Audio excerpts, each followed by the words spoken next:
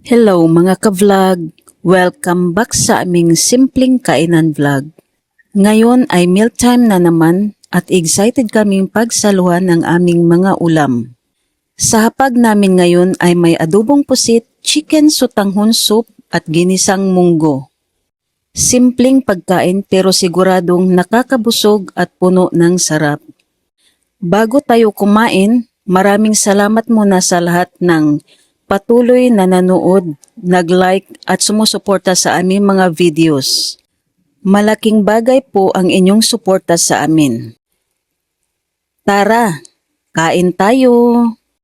Ang sarap ng adobong pusit. Malambot at tamang-tama ang timpla.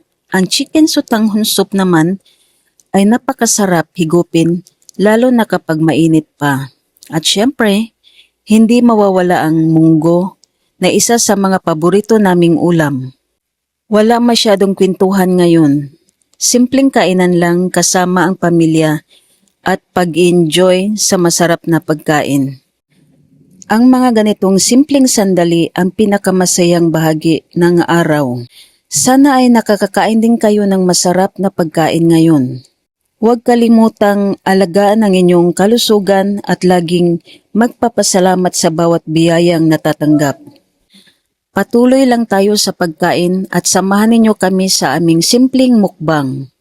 Busog na busog at masayang mealtime na naman ang natapos namin ngayong araw.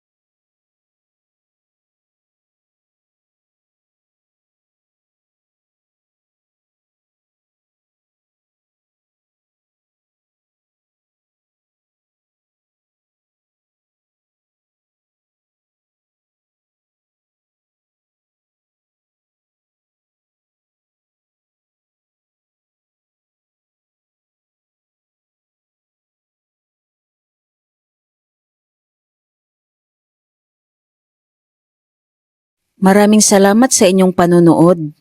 Kung nagustuhan ninyo ang video na ito, huwag kalimutang mag-like, comment and follow.